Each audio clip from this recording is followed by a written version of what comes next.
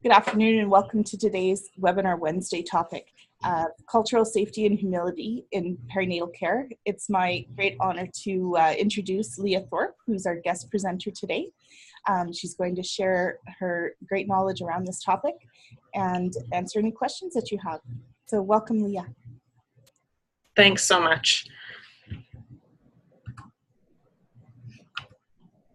I would like to begin by acknowledging the land on which we gather in Saskatchewan. It is in with the numbered treaties, and it is the traditional territory of the Cree, Dakota, Dene, Nakota, Saulteaux, and is the homeland of the Métis. And it's important to recognize this so that we can move forward in recognizing our past as well as building relationships to transition to the present and the future state of being. And as you're watching this webinar, I just want you to sort of reflect on what brings you to this session today. It's in transformations that we can assist with change and sort of reflecting on whether this is for personal growth, professional responsibility, growth in ethical practice, or to advocate for organizational change. It's important that we sort of look at that and then move forward in our learning.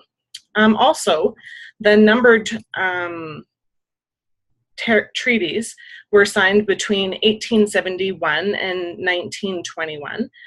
It was part of the Crown was beginning to negotiate in the series of how to colonize the Western and Northern Canada. I would also like to acknowledge the communities who have shared their stories, particularly with the Truth and Reconciliation and the ongoing commitment for communities to continue to share their stories as we're building relationships. I'd like to acknowledge the SRNA for asking me to do this presentation, and also the Canadian Indigenous Nurses Association for their partnership and collaboration. Also, CAPWN is the Canadian Association of Perinatal Women's Health Nurses, sort of developed a position statement, which we're going to talk about in this presentation, and also has an advocacy and health policy committee, which I belong to. So Sharon Dorr had said that the position statement that was created is only the first step in the road to healing and improving human rights and the delivery of equitable healthcare access, provision, and quality. And we're continually trying to bridge our knowledge and understanding of the past, as well as learn from things that have occurred in the past and in the present in order to move forward with our relationships and hopefully improve outcomes and health outcomes of the family and perinatal care. So the TRC of Canada had gone throughout many communities, and it is through their hard work and diligence that we were able to come away with calls to action. The objectives of this webinar are to recognize how Indigenous people are self-reliant, vibrant, and healthy people. And we're going to reflect on colonization and the historical and present effects of colonization.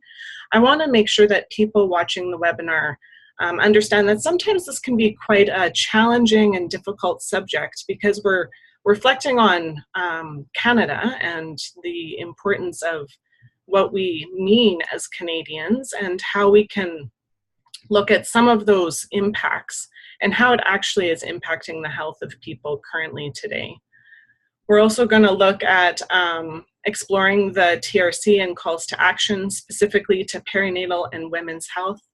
I'm going to share the CAPWN position statement on cultural safety and humility, and then also provide some resources to help commit to individual and organizational strategies for reconciliation, and all the more building relationships to improve health and wellness.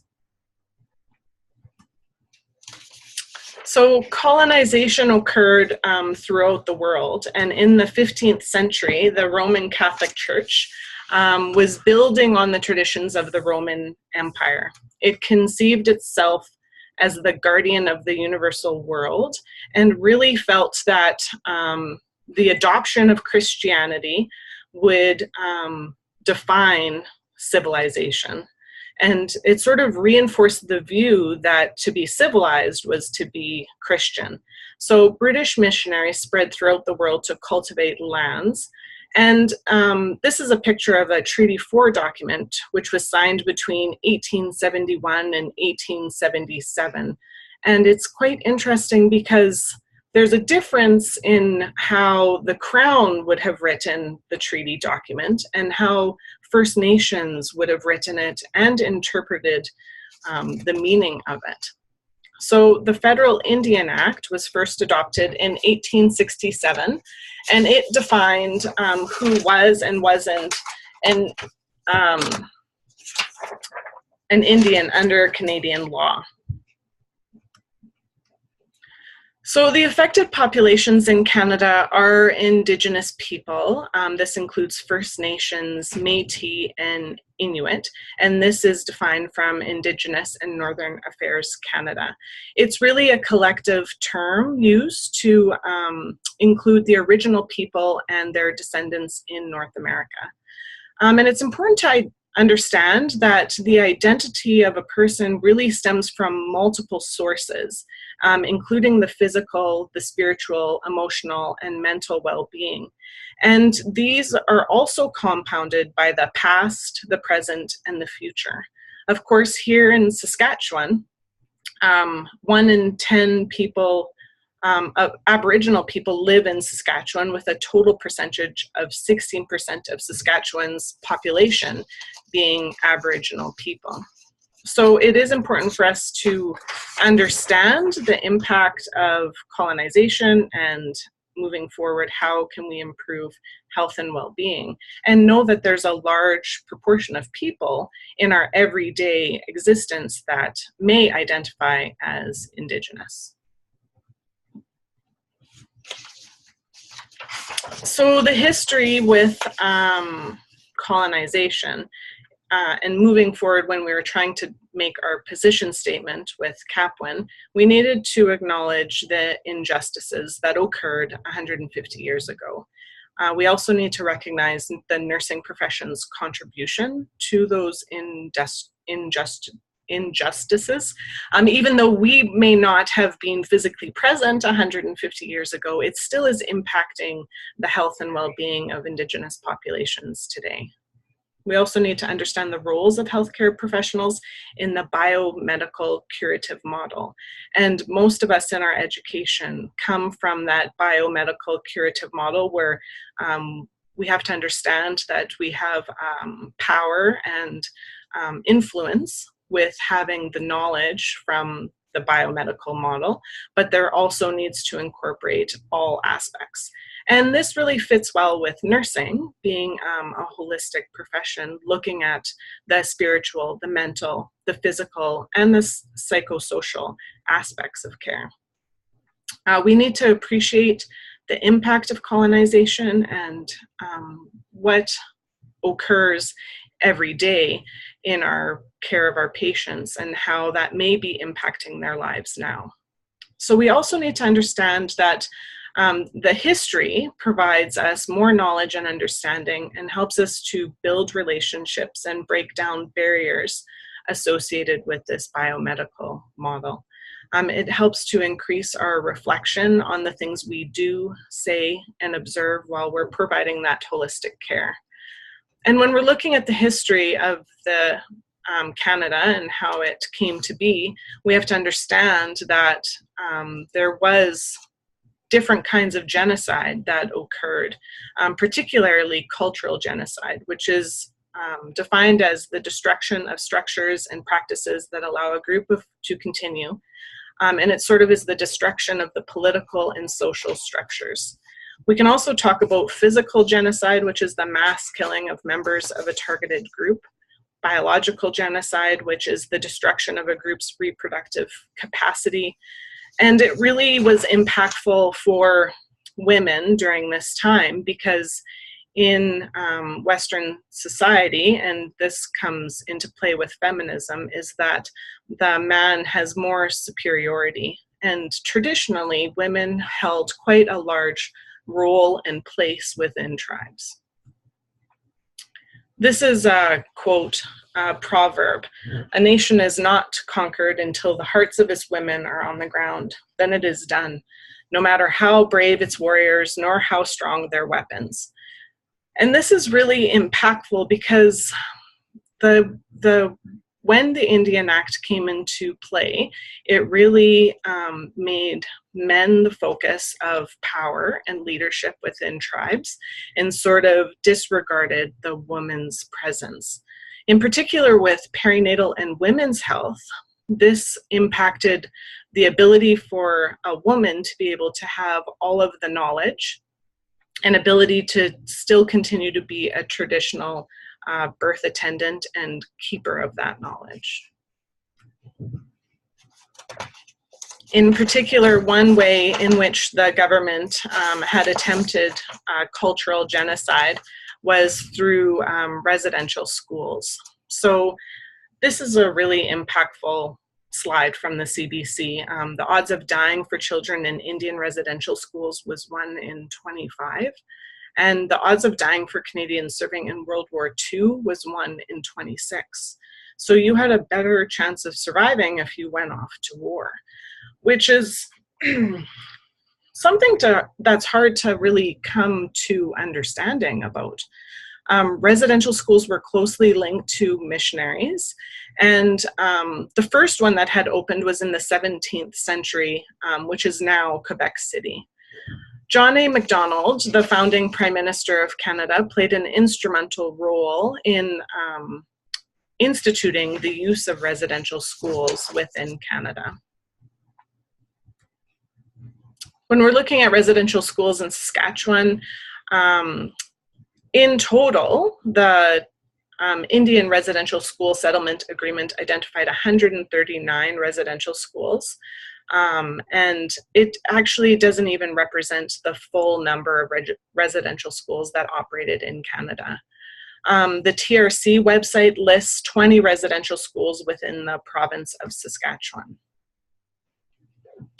So I grew up in Fort Capel, and the school in the Fort Capel Indian Residential School closed close to 1996, which at the time and during our education, this is something we need to appreciate, that we didn't really have the full understanding of residential schools and what it meant. So this is a picture from 1885, the Fort Capel Indian Residential School. And this is a picture that I took last summer because I still go and visit the area.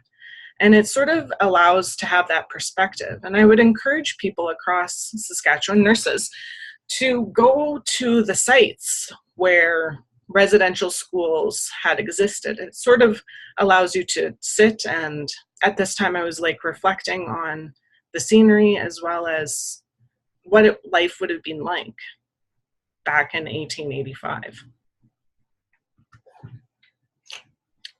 This is really impactful about understanding what residential schools meant and sort of coming to appreciate what people went through at that time. So I want Canadians to understand that the legacy of the residential schools does not just affect the lives of the person who actually attended the school, but family members such as spouses and children who are also deeply affected about this sad legacy. It helps us to understand and appreciate that the people that we're caring for now may not have necessarily went to residential school, but as you saw, there was numerous residential schools and numerous children were taken into the care. So there's also a really great video, We Were Children, if anybody is inclined to find that video. It sort of highlights the experience of people in residential schools and the abuse that was experienced by people really is intergenerational. This is the Regina Indian Residential School in 1908, and it's just outside of Regina. There's a little white picket fence, and it is the location of unmarked graves of children who died during the time that they were attending residential school. So from residential schools, we really can try to understand the legacy that this has left. There's cultural genocide, there's racism that's still present every day. There's a loss of so many things, including language, culture, and health. There's discrimination, victimization, and imprisonment. So following the closure of residential schools, we had to become aware and recognize that there are lasting detrimental effects of colonization. And it is apparent that there are social, cultural, educational, and health disparities impacting the entire population. So moving forward, and we should always reflect on sort of that past and really build a foundation for the present and moving forward, help to look at the TRC calls to action, acknowledge the history, and then develop ourselves with increased reflection, education, and training. So it's really moving forward with our relationships and partnerships to help improve the health and well-being of the clients, families, and communities that we serve. So this is a time where we can sort of reflect, what does reconciliation mean to you? There's this video on Reconciliation Canada, and the link is located on the screen. It goes through elders in BC talking about reconciliation and what does that mean.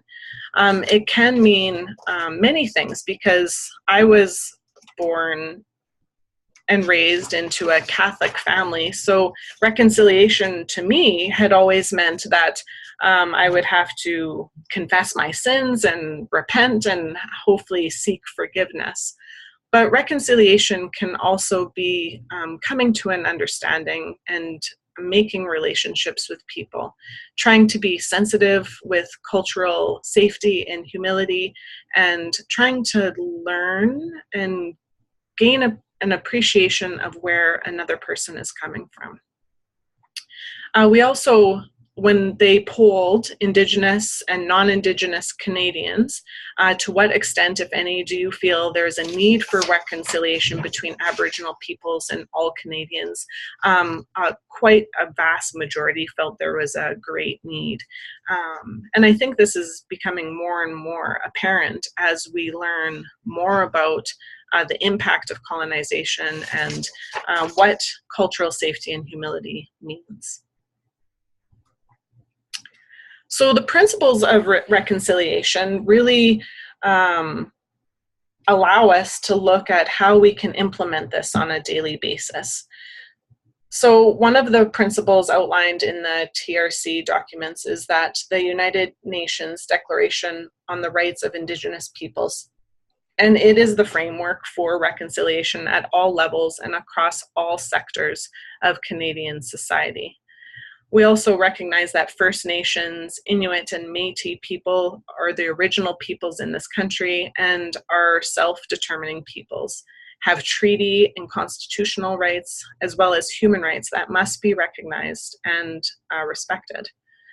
Of course, that reconciliation is the process of healing of relationships, and ensuring that we have public acknowledgement of what occurred, an apology, and then be able to sort of address the past harms.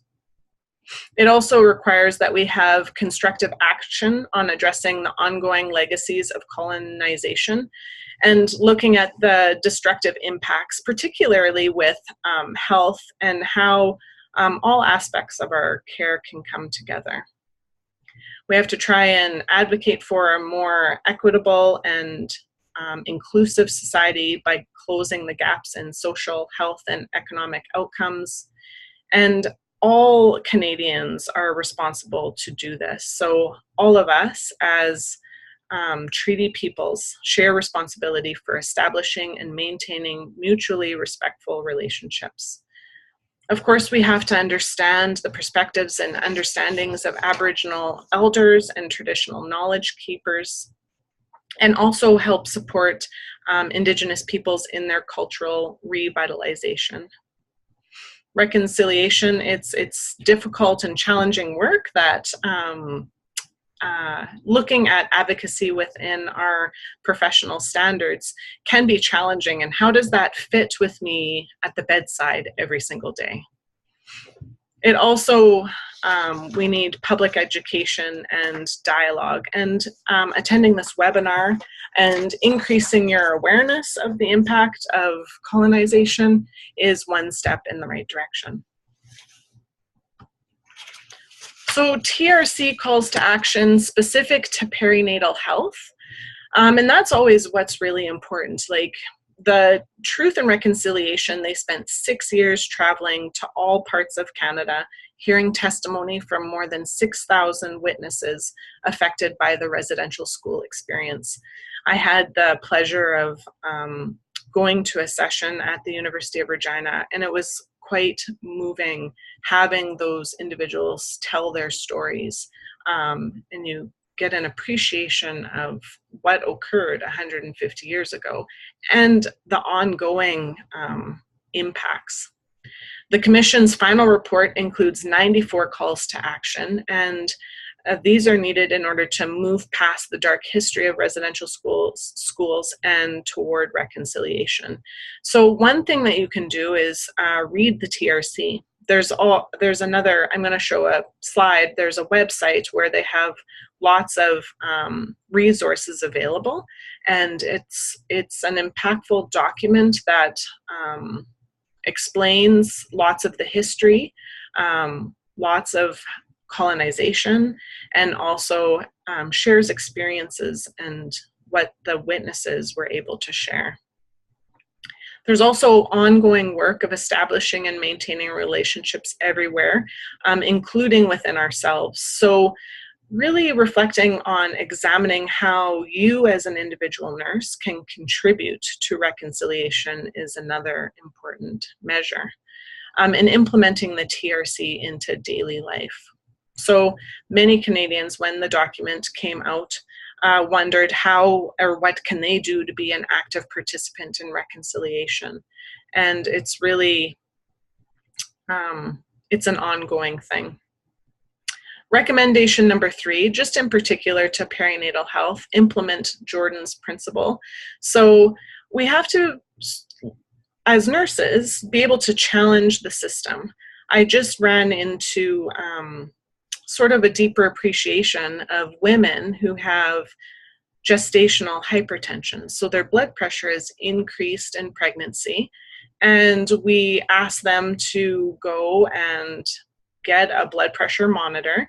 We do have some within the organization that we're able to lend out, but oftentimes there's not enough to go around just because there's so many people that are needing them. I have health benefits through my employment, which covers home blood pressure monitoring. It costs about $125. But when you look at the coverage that an Indigenous person has, the home blood pressure monitors aren't covered. So it's important as a nurse to sort of challenge that system and ask, like, what can I do to assist? Who can I contact to say, like, this is an important thing to improve the health of my patient so that they can have access to a blood pressure monitor? So, and asking why isn't it covered? And maybe no one's really asked the question. Another recommendation in the calls to action, number 19, identify and close gaps in health outcomes. So the recommendation states the federal government, in consultation with Aboriginal peoples, should establish measurable goals to identify and close health gaps between Aboriginal and non-Aboriginal communities, and publish annual progress reports and assess long-term trends. So as a nurse, we can consider identifying closing the gaps in healthcare outcomes. Looking specifically at perinatal health outcomes, we can look at the impact of gestational diabetes and educate people on reducing those effects. And that's one small measure that you can try to identify differences between Indigenous and non-Indigenous populations, and then try and address that in your everyday practice. Recommendation number 23, complete cultural competency courses. So this is something we can try and support and mentor others as well as ourselves to complete cultural competency courses. And I'm going to give you a few resources at the end of the webinar that you can access for a minimal cost. We can also try to support and mentor Indigenous students coming through your RN practice and hospital, and ensure that any sort of disparities are addressed and Indigenous students receive adequate support. Ask your manager or educator for cultural competency education. And also, as a healthcare professional, complete the course on a cultural competency to help gain a deeper understanding. We're going to transition from sort of the TRC and calls to action and how the Canadian Association of Perinatal and Women's Health Nurses tried to address and acknowledge the injustices that were in the past. So CAPWIN was launched in 2011, and it represents nurses working in all areas of perinatal and women's health. It was originally with A1, which was the American counterpart, and then it became its own independent group. So CAPWIN represents women's health, obstetric, and newborn nurses from across Canada. And its aim is to promote excellence in nursing practice, leadership, education, research in those particular areas. So the strategic direction from 2014 to 2018 was challenge, opportunity, and focus. Within CAPWIN, the Advocacy and Health Policy Committee helps to create and define and address local, provincial, national issues or policies significant to the health of women and newborns. And the goal is to sort of overall improve health outcomes for women and newborns. The strategy to promote Indigenous health and wellness began in 2015, and as a committee, we felt it was really important to take a look at the TRC and commit to create and release a position statement, just to increase awareness of colonization and the impact of residential schools. So a position statement is developed to provide direction for a particular issue or concern.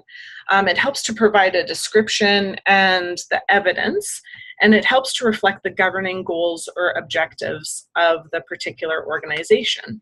It's also a venue to speak up on key aspects or issues that are identified. So we identified Indigenous health as a priority. It was right around the time that the TRC was also released. And we wanted communities of people, Canadians, to know the truth, to be able to move forward and be aware of the past. So sometimes the past can be quite uncomfortable, but with this knowledge and growth, we can ensure that injustices do not happen again. The position statement was approved by the CAPWIN board and authored by 3 members, including myself, Lucy Barney and Sarah Reburn as well. We collaborated with the Canadian Indigenous Nurses Association, and it went through the CAPWIN Board of Directors. So the CAPWIN position statement on cultural safety and humility was released June 21st, 2017 on National Aboriginal Day. We had numerous drafts that we went through, and the committee provided suggestions and adaptation, and we really engaged the CAPWIN board for approval and recommendations. Within the position statement, we wanted to ensure that there was acknowledgement that there's many nations and many beliefs and values. So Indigenous knowledge has an intricate balance embedded in ceremony, and we wanted to ensure with this position statement that there was an awareness that traditional birth was important and that women were knowledge keepers. We also looked at women and Two-Spirit people being the backbone and central to the health of the community. And we wanted it to be a holistic perspective and connection. Two-Spirit was brought into the document, and there was lots of discussion back and forth about the importance of including this, because Two-Spirit people have a lot of power in Indigenous communities, and really reflect that they had great sources of knowledge. They were the traditional keepers of traditions and the tellers of creation stories. With the position statement, we really had a vision for a meaningful partnership. We wanted to ensure that we had healthcare professionals as well as childbearing families, community, and including the trauma that people had experienced through colonization in the residential schools.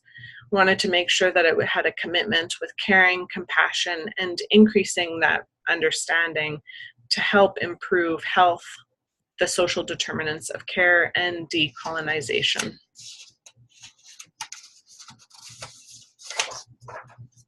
Looking at cultural safety and cultural humility, we wanted it to sort of separate them and have them be specific and distinct. The purpose of culturally safe care is to consider the identities, the history, and social and political context of Indigenous people. And this may vary depending on their past experiences as well as their experiences with their family. Ensuring that we have cultural safe care contributes to quality and improved health outcomes, as well as improved care overall. We wanted to try and employ and create an environment free from racism and discrimination. And each of us, as nurses, has the responsibility to learn from the past and become active in professional change. Cultural humility really creates a safe space for healthcare to grow and which people are likely to access. It's been found that some populations of people don't access care because they don't feel safe enough to do so. We also wanted to assist accessible and timely entry into healthcare that was open and responsive to the individual person's holistic viewpoint. This is a really great schematic representation, looking at all of the different language that's used to describe cultural safety, cultural competency. It's quite busy, and it looks at sort of like a traditional view of culture where it's static, unchanging, can be learned, to a contemporary view where culture is a complex network of meanings entrenched within historical, social, economic, and political processes. And of course, there's differences within culture and what people experience. That's where we're looking at the many nations and the many groups of people that experienced colonization, and moving forward, even what we're experiencing today. We can take a look at cultural competence, and it can be argued that we can never be really competent in another's culture. And it really emphasizes how we as professionals can gain a knowledge and understanding of our patient and look at how gaining this knowledge helps to improve cultural values and customs and improve those social determinants of health. Looking at cultural safety, we can emphasize transfer of power to the patient. So the patient is the one who defines whether or not they're safe while they're receiving care from us. It tries to reduce the emphasis on just the professional knowing everything about Indigenous culture and really asking the question for us to ask why and what this means to that individual person or family. Of course, looking at cultural humility, the care provider does not assume his or her norms are correct or universal. So not blanketing everybody with that same stance. All Indigenous people are the same and all have experienced some sort of colonization, and it would depend on where that person came from. Also, the level of trauma that an individual has experienced is important to consider as well. And of course, we want to try and move into cultural proficiency, but like I said before, it's really challenging to be proficient with all of the changes that are occurring on a daily basis. So when we look, it sort of moves through all the different terms, and similar to the other slide, it's really hard to determine if these things are happening sequentially or simultaneously. So, and we can move through different stages of cultural awareness to cultural competency. It's really on a continuum where one can be culturally destructive to proficient. And there's lots of discussion about cultural safety within an Indigenous context, means that the educator, the practitioner, or the professional, whether Indigenous or not, can communicate competently with a patient in what the patient's social, political, linguistic, economic, and spiritual realm. So it allows us to look at what that means to that individual person. CNA believes that cultural competence is a set of congruent behaviors, attitudes, and policies that come together in a system, agency, or among professionals, and enables them to work effectively in a cross-cultural situation. They have a really valuable document on their website that outlines what that cultural competence means. So how do we move and how do we learn how to become more culturally competent to be able to provide culturally safe care to our patients and families? Some possible strategies I'm going to outline in the next few slides, and it can be from simple to elaborate.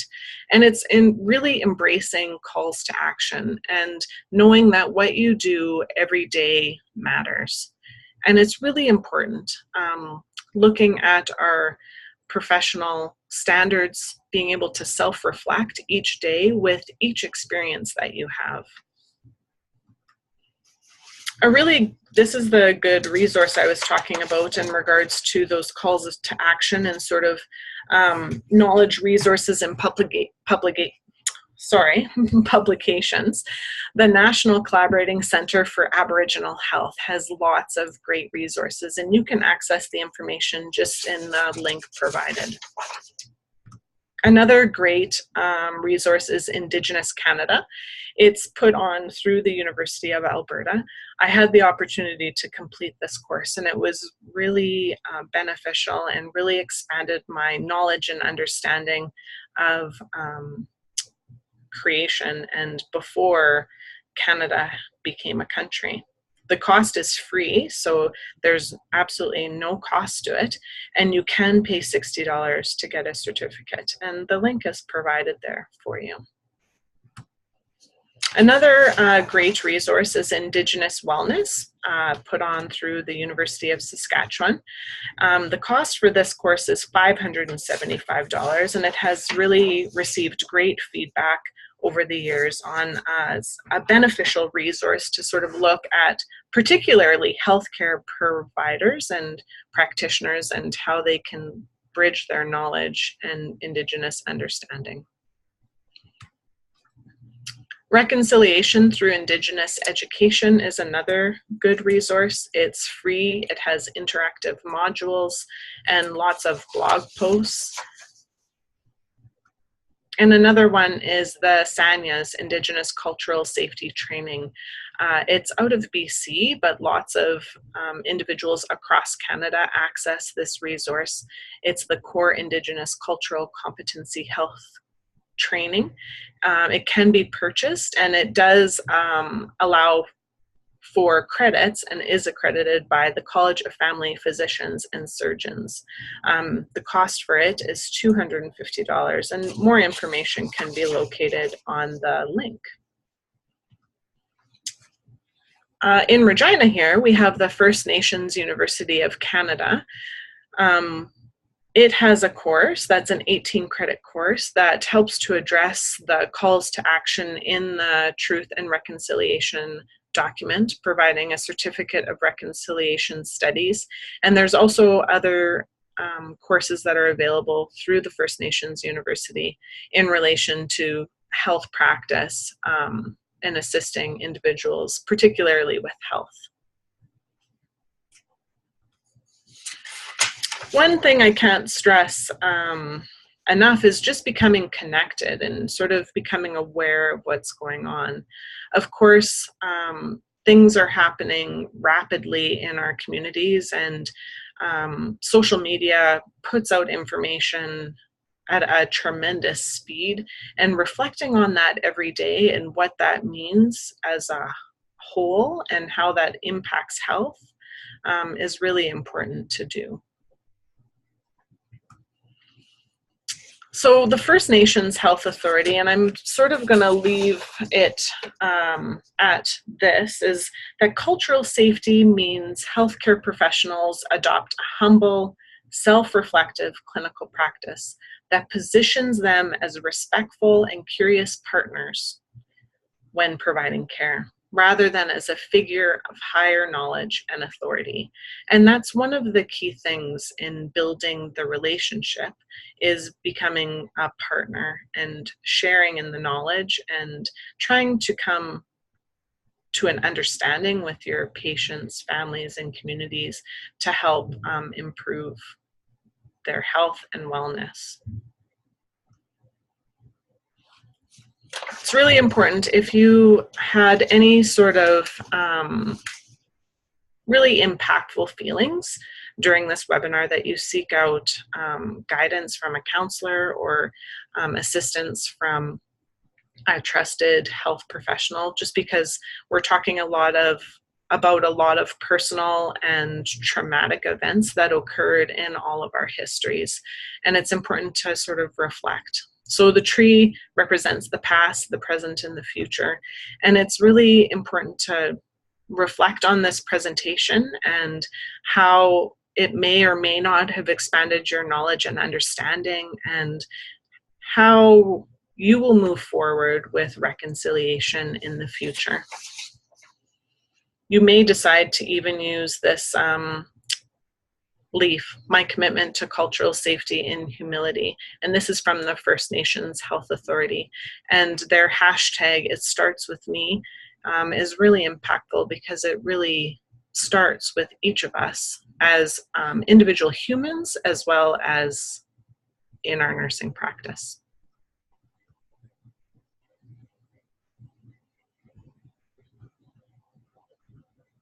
If you have any questions, you can always email SRNA, and they can always put you in touch with me as well.